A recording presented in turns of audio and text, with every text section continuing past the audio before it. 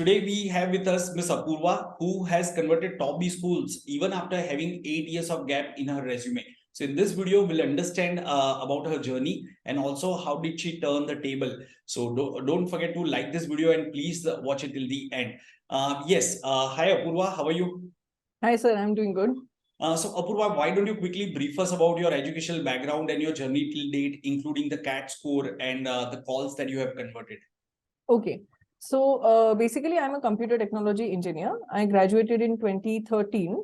And after that, I decided to go ahead for civil services examinations. Okay. I prepared for around 5 to 6 years for that, but I couldn't crack it. Oh. And post that, I had to start working. After a few months of work, I got married. And because of that, again, there was some gap in my resume. And after getting married and after a few years, I decided that I should go ahead for my MBA. So for that reason, I wrote CAT 2022.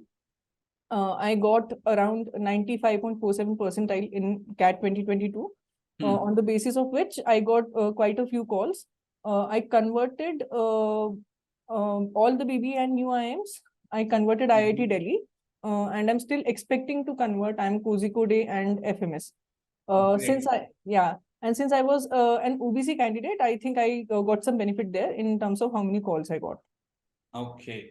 So if you look at your 10 years journey, that is 2013 to 2023, you have worked for about 2 years, right? Yes. And remaining 8 years, that's how you can call it as gap years. Yes.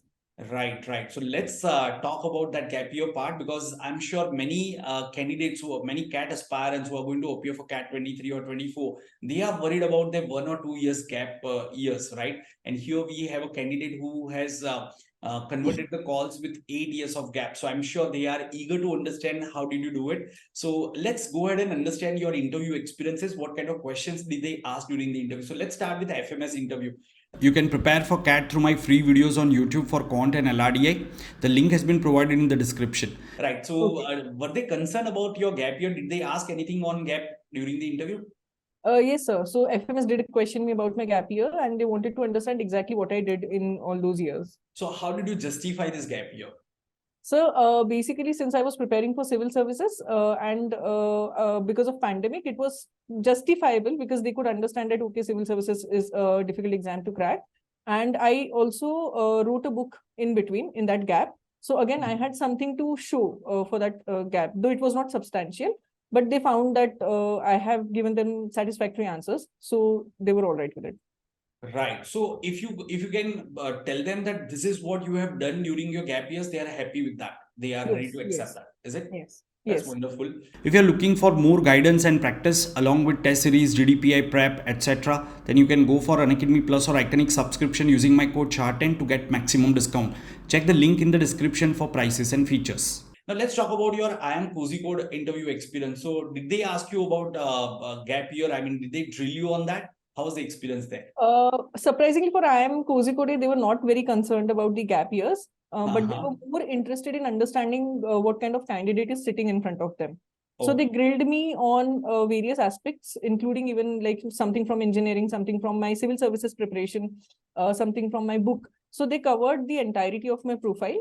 And their major interest was seeing whether I can think on my feet, whether I'm smart enough to handle the challenges they're throwing my way. It was one of the most intense interviews I gave. Oh, but there were not many questions on the gap year, particularly. No, in fact, no direct question on gap year. No direct questions, right? That's a good thing. And here is positive for those who are worried about that gap year. If she had 8 years of gap, and if Kozhikode didn't ask any questions, so if you have 1 or 2 years of gap, probably they'll not even pay any attention. There might be few B schools who may ignore that part completely itself. Okay. Now let's talk about your cap round experience. So how was the experience over there? Can you just brief to the learners? Yes. So the cap round experience was a very unique one. There was a panel of two interviewers, a female and a male interviewer, and the male interviewer especially had the role of being very disagreeable. So whatever you say, he would just not agree with it. So that was my experience with CAP interview. It was a stress interview. And they Okay. try to see reactions of the candidates when they are getting really negative feedback or vibes basically from the interviewer. So whether you get nervous or not.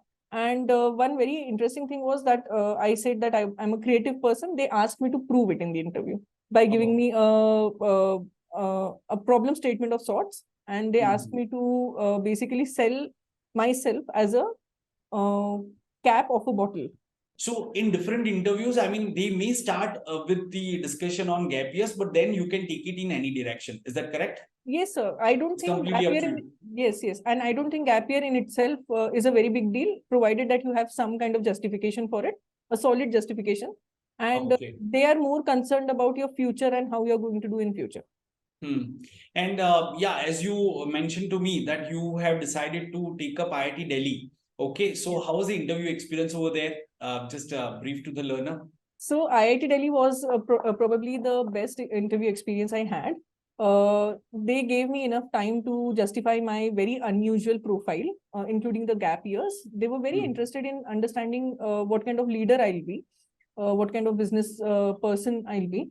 And they were very patient with the explanations too.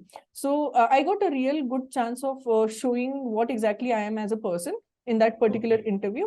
And one very interesting question that they asked was, since you have completed your engineering so far back, do you still consider yourself as an engineer, and what qualities of an engineer you still retain? So I think when we are going for gap years, such kind of questions need to be prepared for. I was not particularly prepared for it, but I could give a very good answer for that. But it's a very good question to ask in an interview.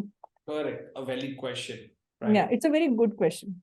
With respect to the candidate. So, yes, Apurva, just to summarize, I mean, if a particular CAT aspirant has, say, 2 years of gap, in her or his resume, then what points should he or she focus on? I mean, any piece of advice for them? So if you actually do have a gap, and mostly we are able to justify our gaps, right? We are doing something, so we can simply put that across. So most important thing is, first of all, don't reject yourself.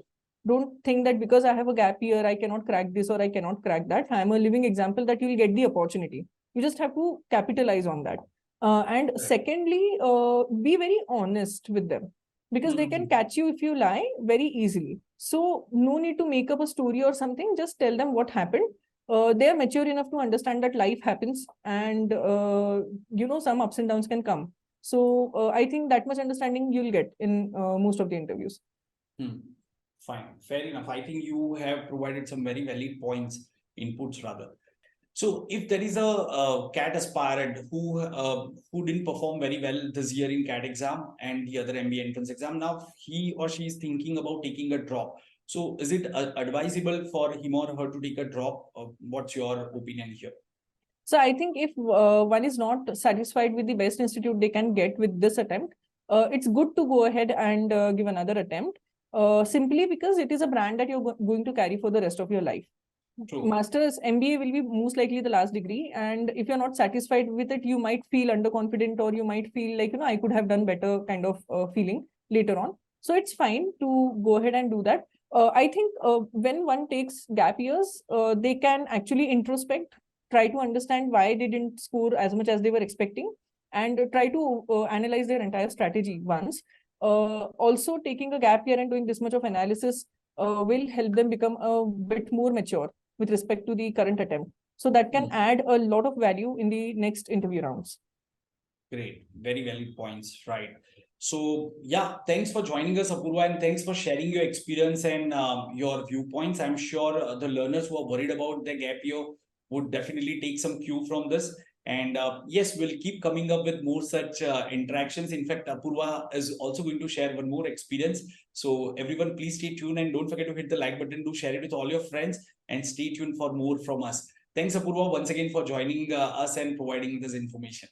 Thank you, sir, for this opportunity. Thanks a lot. Bye-bye. Take care. Bye-bye.